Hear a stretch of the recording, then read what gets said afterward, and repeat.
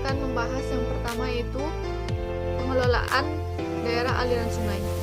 Pengelolaan daerah aliran sungai adalah membantu masyarakat untuk mengembangkan visinya terhadap apa yang mereka inginkan di daerah aliran sungai yang berada di daerah mereka, seperti 10 tahun ke depan ataupun 7 tahun ke depan,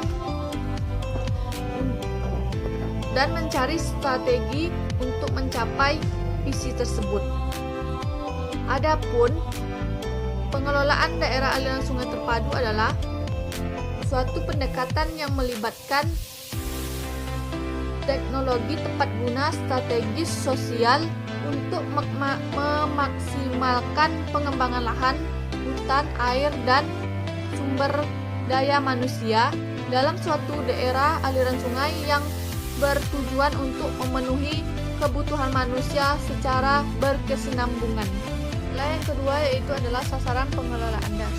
Sasaran pengelolaan DAS adalah wilayah daerah aliran sungai yang utuh sebagai satu kesatuan ekosistem yang membentang dari hulu hingga hilir. Adapun sasaran dalam pengelolaan DAS yang ingin dicapai, yang pertama yaitu terciptanya kondisi hidrologi yang optimal. Yang kedua yaitu peningkatan nilai produktivitasnya lahan yang diikuti oleh perbaikan kesejahteraan masyarakat.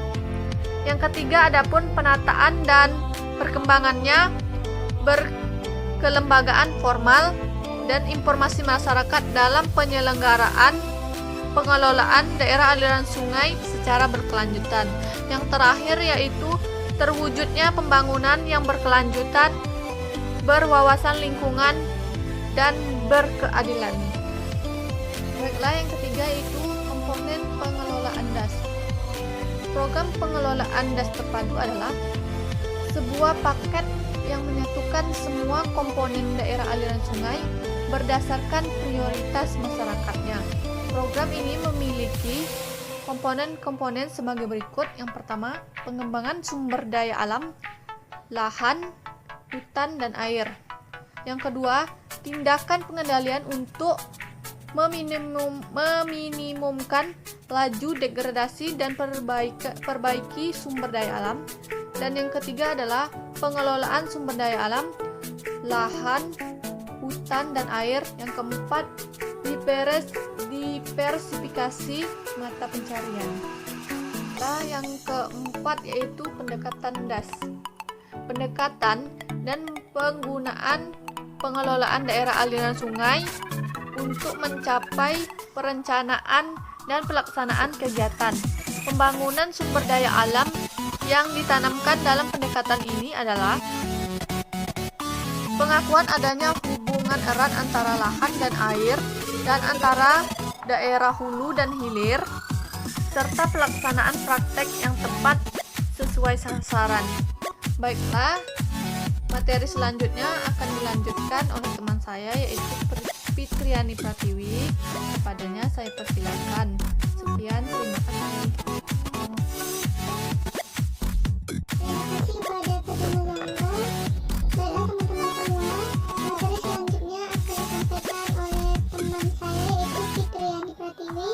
Kepada Fitriani Pratiwi saya persilakan. Terima kasih. Assalamualaikum warahmatullahi wabarakatuh. Perkenalkan, saya Fitriani Pratiwi dari kelompok 10 akan melanjutkan penjelasan materi makalah kelompok kami mengenai pengelolaan DAS. Baiklah, langsung saja, yaitu tentang kaidah pengelolaan DAS.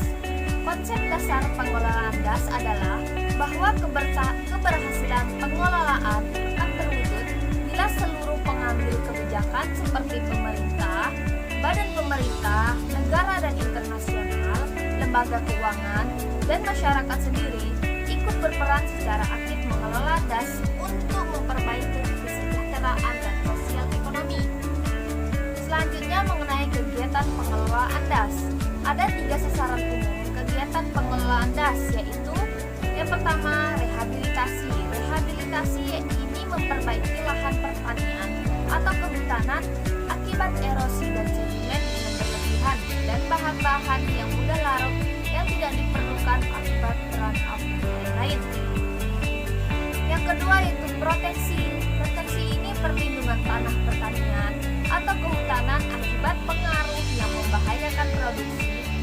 kelestarian menggunakan metode tanah hutan reglet, pencegahan kebakaran, pencegahan terhadap gangguan serangga atau hama, serta penyakit. Yang ketiga yaitu peningkatan sifat sumber air dilakukan dengan manipulasi ciri-ciri suatu das akibat pengaruh hidrologi atau fungsi kualitas air. Tujuan peningkatan pengelolaan das didasarkan pada pengakuan bahwa sistem tanam-tanaman yang alami tidak memerlukan produksi air yang optimum. Ketergantungan pada tujuan pengelolaan tanah tertentu, neraca air, cara hidup atau kualitas air dapat dirubah. Semua praktek dan program peningkatan yang sekarang dilakukan dan program perlindungan serta perbaikan bertujuan untuk mengontrol atau menata kualitas air. Pelaksanaannya antara lain adalah penebangan dan perubahan tanaman, das perkotaan, memperbaiki aliran, dan modifikasi das. Adanya perubahan yang terjadi dari ketiga sasaran kegiatan pengelolaan das di atas adalah fakta timbulnya perubahan alam yang umumnya merugikan akibat air yang selalu bergerak lebih rendah akan berpengaruh pada kualitas air. Selanjutnya yaitu mengenai prinsip pengelolaan das. Prinsip pengelolaan das ada beberapa bagian. Yang pertama yaitu pengelolaan das didasarkan atas das sebagai satu kesatuan ekosistem, satu rencana dan satu sistem pengelolaan secara terpadu. Yang kedua yaitu pengelolaan das melibatkan para pemangku kepentingan terkoordinasi, menyeluruh dan berkelanjutan. Yang ketiga yaitu pengelolaan das bersifat adaptif terhadap perubahan kondisi yang dinamis sesuai dengan karakteristik das. Yang keempat yaitu pengelolaan das dilaksanakan dengan pembagian tugas dan fungsi, beban biaya dan manfaat antar para pemangku kepentingan secara adil. Dan terakhir yaitu pengelolaan das berlandaskan pada asas akuntabilitas. Selanjutnya yang terakhir yaitu mengenai model pendekatan pelaksanaan KLHS. Sejak tahun 1990-an, di dunia internasional telah berkembang kajian lingkungan hidup strategis atau biasa disebut KLHS atau strategi Environmental Assessment atau SEA. KLHS merupakan penyempurnaan dari AMDAL sebagai instrumen lingkungan hidup yang sudah ada sebelumnya.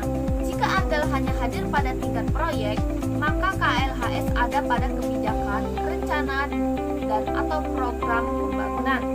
Tujuan KLHS hakikatnya adalah lahirnya kebijakan, rencana, dan program yang melalui proses partisipasi transparan dan akuntabel